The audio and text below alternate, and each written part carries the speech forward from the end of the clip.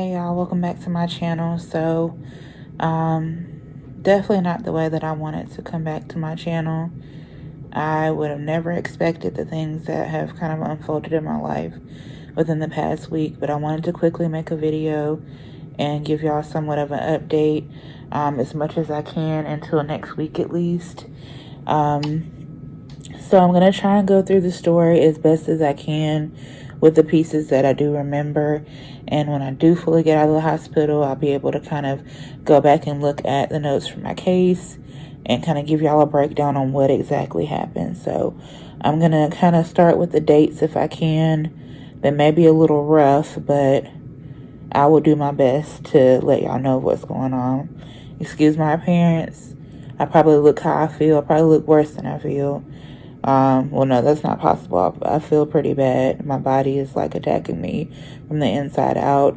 I don't like the heart monitor things, and so they're monitoring my heart rate, so I can't get too upset. I don't want them coming in here while I'm trying to film this. But long story short, I am going to be having a kidney biopsy on this upcoming Monday, which is April the 18th. So I do need lots of prayers.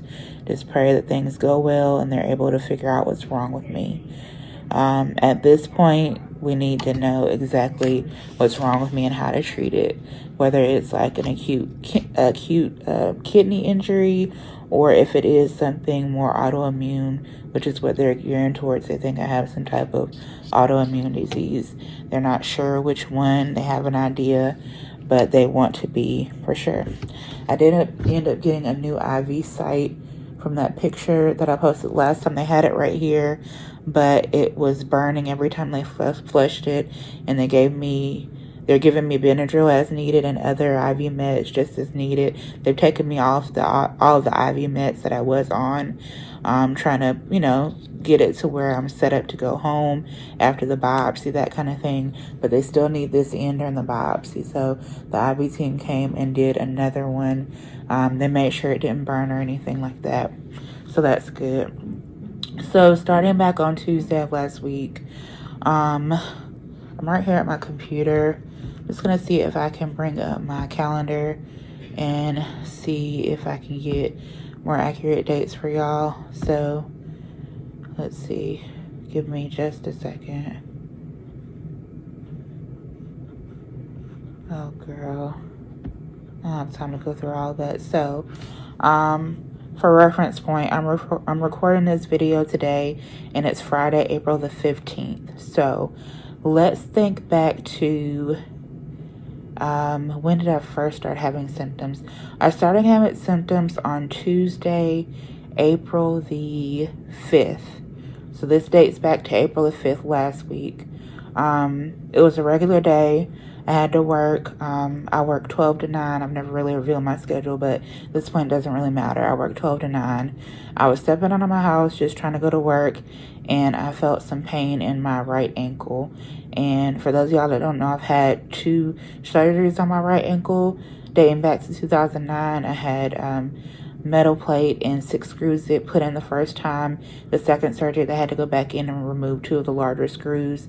It's from an accident that happened with my ankle in 2009. From the result of that, I ended up actually getting blood clots, and they did travel to my lungs, so I did have what's called a pulmonary embolism, or a PE. That's just to give y'all a little backstory. So Tuesday, I was walking around and I didn't feel quite right, like something felt off with my ankle. And it felt painful. I still went to work, did what I needed to do, but I was kind of hopping most of the day. I didn't think much of it because on Tuesday it was raining a lot.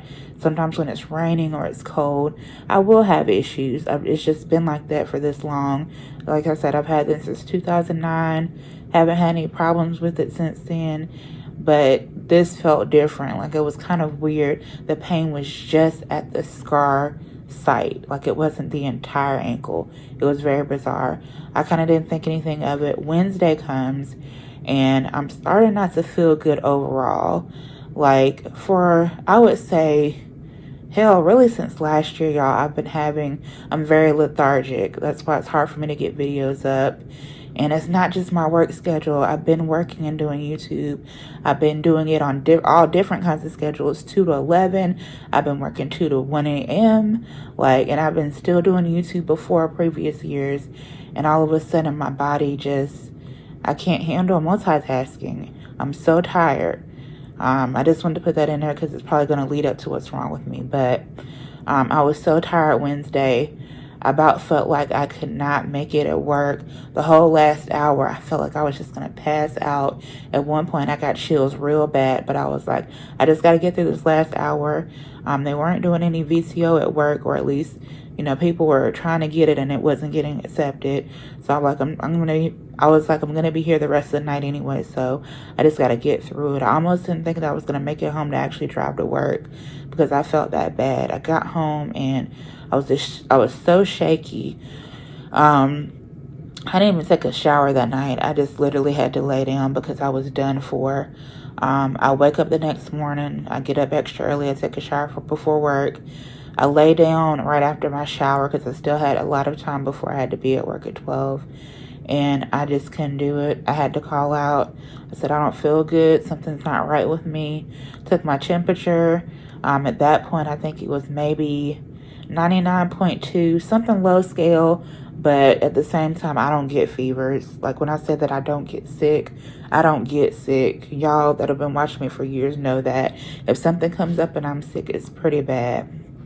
So low scale fever, I took some Tylenol, tried to get it to go down, went away for a little bit.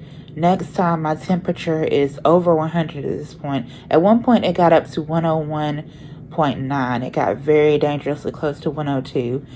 And this is going on off and on all day on Thursday. Off and on all day. I'm taking Tylenol. I'm doing all this stuff. It gets to the point where I'm saying all day. It did happen all day. But by around 10 something, about 10:30 a.m., I'm just like, this is too much. I need to go somewhere and get tested.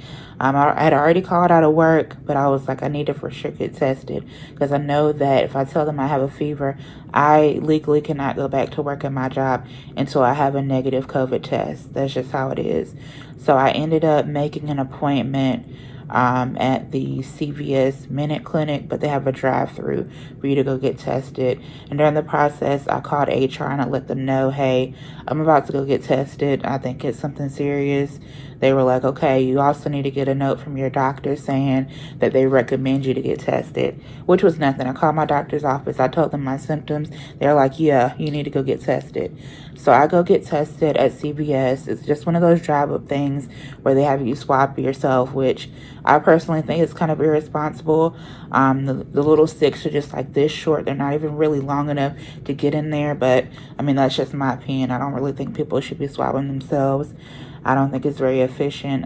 In my case, I ended up being negative, but it's just my 2 cents. So, but the swab thing was supposed to be for COVID-19, also influenza type A and B. All of those came back negative for me. I didn't get the results. It wasn't the rapid test. They didn't have any available. So I didn't get these results until Friday night when I got them. So I'm still suffering Thursday and Friday, thinking I have COVID because the fever at the time would not go away. I'm like, this isn't like anything else. I know this has to be COVID. So by the time I get the results, I'm just like, what is wrong with me? Like, at this point, I'm so puzzled, but I'm still taking the Tylenol and doing all the things. And I'm like, okay, so by tomorrow, I need to figure out what I'm going to do. I'm still getting the chills. At this point, Thursday, I barely ate anything. I did drink some stuff, but I was barely able to eat anything. Food literally disgusted me. I couldn't talk about food. I couldn't look at it on the TV. If I seen something on TV that had a food commercial, I had to turn because it literally made me physically sick. So keep in mind, I'm barely eating. I'm barely drinking. Goes into Friday, and I'm still just barely making it. But again, Friday, I didn't get the results until that night. So Friday night comes, I get the results, and I'm like, oh my God, I can't even believe this. Like, I'm negative. That can't be right. So we go into Saturday, and I'm just like, okay, I gotta try and beat this. So I'm taking Tylenol every 4 hours. I was doing it every like 3.5 hours, trying to beat this. I'm just like, I can make it. I can make it. I know I can make it. I know my body can fight this. I have a strong immune system. My body cannot fight it. It was getting worse. It was to the point where I wasn't eating and drinking at all. Severely dehydrated. Just body giving out. It was all I could do to just even take, I call them a whole bath, but like a sink bath. I wanted to get myself clean, but I could not stand up in the shower. I was going to pass out. During this whole time, my heart rate is extremely elevated. I mean, like, pulse is like 135, extremely high for me. That's a resting pulse. Like me just sitting here talking to you or not doing anything, that was my pulse. And it was so scary. I know what my pulse is because I've been having to monitor my blood pressure. That's another thing I need to add in there. In August or September of last year, I got diagnosed with high blood pressure. No, that didn't happen last year. I'm tripping. The pre-diabetes happened last year. I ended up, beating that. I'm no longer pre-diabetic, so I'm thankful for that. The high blood pressure diagnosis came February 23rd of this year. It's very important to keep that in mind because that's another part of the story. It'll have to be another part of the whole thing, but I'm going to mention some reactions that I had to blood pressure pills. And it turns out those reactions were actually just this autoimmune thing, whatever I had. So I ended up getting put on a blood pressure pill. So that's why I was actively monitoring my blood pressure and pulse to know that my pulse was getting out of control. So after that happened, it's Saturday night, and I'm just like, okay, if I'm not better by in the morning, I'm going somewhere. I just want to give this thing one more night, which is stupid. When I got those results on Friday night and it was negative, I should have went to the hospital then. But I wasn't thinking. I didn't want to go to the hospital. I'm still convinced that it's COVID. So I'm just like, if I go to the hospital and tell them, are they going to be able to test me? Are they going to shoot me away? What's going to happen? Because I know they don't want people going to the hospital unless they have like respiratory issues with COVID. And at that point, to this day, like to this point, I'm not having any respiratory issues, thank God. But I waited, and then Sunday came. So on Sunday morning, I was able to take me just a little wash up. I was moving very slow. And by Sunday afternoon, I wasn't sure if I wanted to go to an urgent care or the actual hospital. I said, this is kind of bad. I don't want to go to urgent care and get misdiagnosed or just thrown to the side. I'm going to an ER. Went to the ER. ER was packed. It was so packed. I was so thankful that they got me back there so quick. I barely waited 5 minutes. I let them know what was going on with me. At the time, I started developing abdomen problems. I think most likely from not eating. So they were able to go ahead and get me back, get my vitals. They said, we're going to test you here at the ER for COVID again, just to be sure. We just want to be sure. We know you did the test at CVS, but they felt that sometimes those are not always accurate. So they did the test at the ER. Of course, I don't have COVID. Don't have it at all. So they're still just puzzled. They're working like crazy in the ER to get my fever down. And it's to the point where this ER is considered like a med center. And it's only an ER. It doesn't have like a full-blown hospital with it. But at the same time, it's not considered an urgent care. It's kind of weird. But if you're from around this area, you know what I'm talking about. So at that point, the med center is like, we got to transfer you to the hospital. You got to go. So they called up the critical care team for transport, and they were able to get me transported over. It was pretty late in the evening, though. I had to wait because they were so backed up. A lot of people were getting transported out, and even though I wasn't technically stable, I was stable enough to travel. So they went ahead, and I still had a fever, still high pulse, but I was still conscious, and I was talking to them, and I was able to let them know how I was feeling. So critical care team came and got me. They transported me over to this hospital.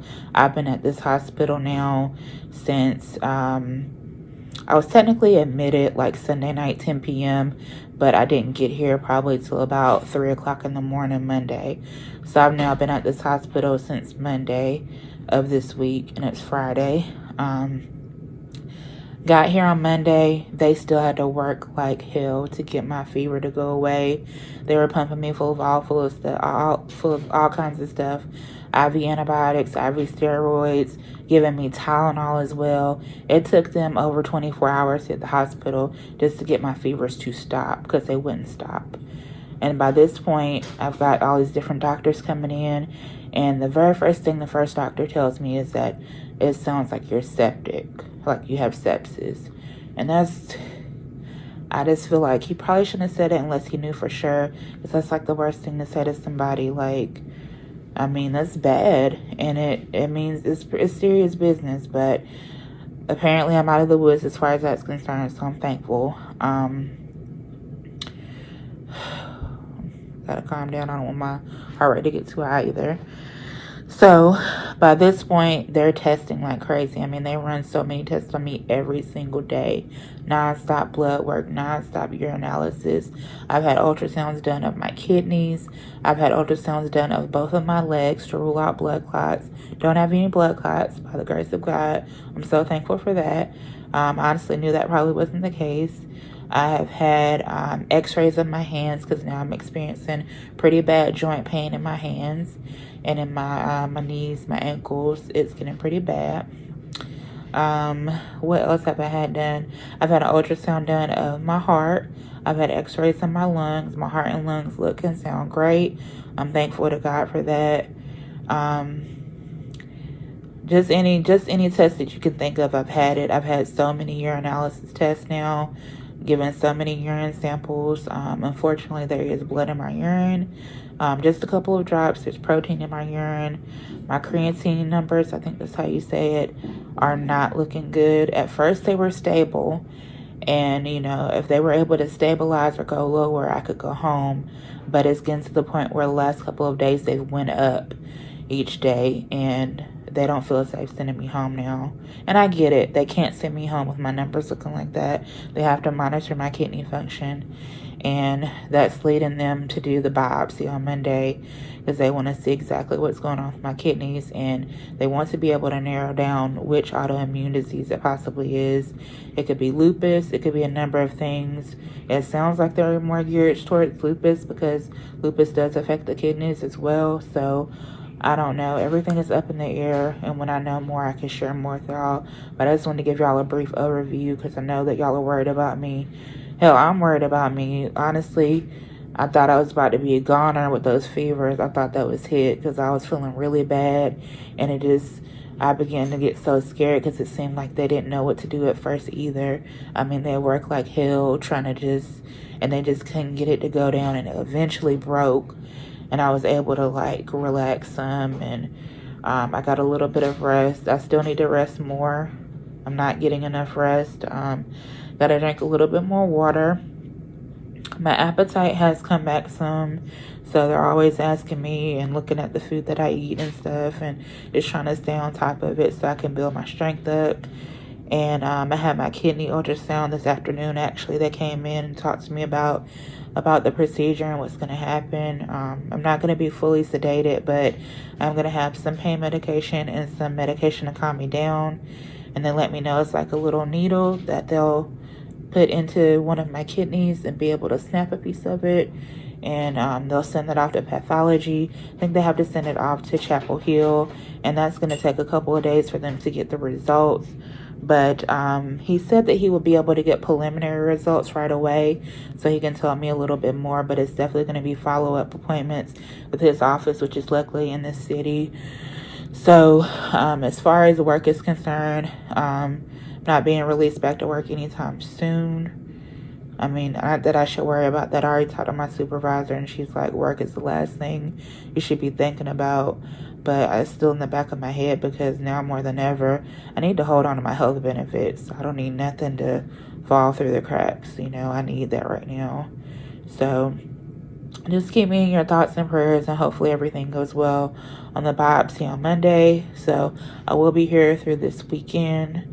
I don't know if I'll feel up to making any more videos, but I have been watching a few YouTube videos. It's been nice to catch up and see people's hauls and things like that, because before I was just so tired. I know I'm leaving out parts of the story, and one day when I can sit down and process it all, I'll be able to tell you like the full story. But this like last year in my life, I would say that I've noticed signs of my body going downhill, but I didn't put two and two together. I honestly thought maybe I'm pushing myself too much at work. Maybe I'm trying to do too much. I always think it's my weight, but they said you can't think that when it comes to these specific symptoms that you have, they're not anything to do with your weight. So you need to get that out of your mind. When you have something wrong with you, you need to speak up. But honestly, like literally, I'm always in pain. And I honestly thought that was something normal because I am bigger, got more weight on my joints and things like that.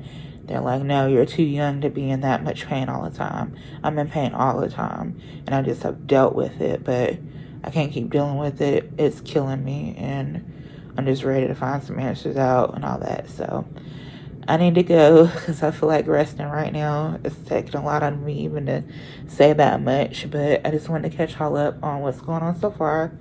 I'm still here. I'm still kicking.